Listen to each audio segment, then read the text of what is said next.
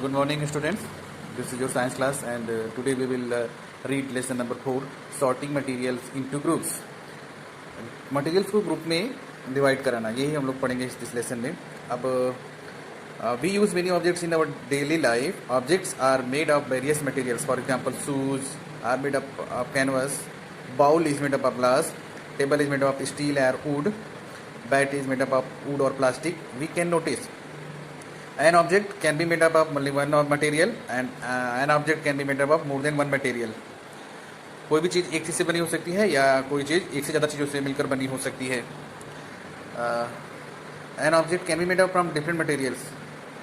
A table can be made of plastic, wood or steel.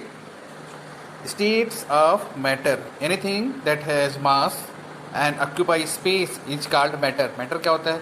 कोई भी चीज़ जो जिसमें मास हो और वो स्पेस जगह लेती हो वो मैटर कहलाती है. अब matter can be divided into 3 states, solid, liquid and gas. Solid क्या होता है? जिसकी शेप फिक्स होती है, जिसके मॉलिक्यूल्स टाइटली पैक्ड होते हैं. लिक्विड इसकी शेप फिक्स नहीं होती है और इसके मॉलिक्यूल थोड़ा सा कम टाइटली पैक्ड होते हैं. गैस के मॉलिक्यूल एकदम पैक नहीं होते, ये फ्री टू मूव होते हैं. Property of material. मटीरियल की कई प्रॉपर्टी होती है जिसके आधार पर उनको ग्रुपिंग किया जाता है. जैसे अपीयरेंस मटेरियल कैसा दिखता है, colour, plaster, texture. Colour, material के कलर के आधार पर भी हम लोग डिवाइड कर सकते हैं. जैसे gold is yellow, copper is reddish brown, silver is white.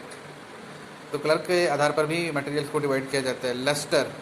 Lustre is the shine of a material. All material in pure state are shine and said to possess lustre. Lustre के आधार पर भी material को divide किया जा सकता है. Texture. Material can be rough or smooth. Rough material have bump or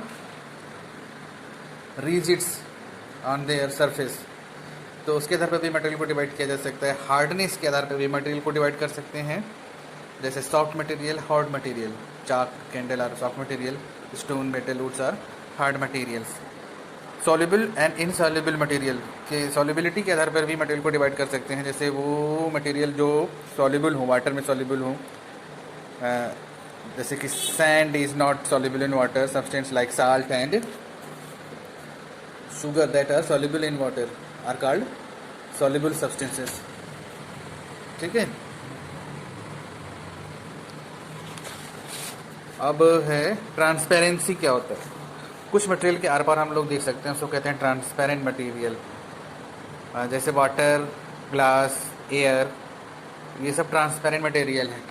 and material जिनसे हम आर पार नहीं देख सकते हैं उसको कहते हैं ओपेक मटेरियल. जैसे stone, metal, wood and some plastic are opaque material, जिससे आर पार लाइट नहीं जा सकती. Translucent, through which object can be seen but not clearly are called translucent. जैसे oily paper, waxed paper, ground glass, ये सब ट्रांसलूसेंट मटेरियल में आते हैं.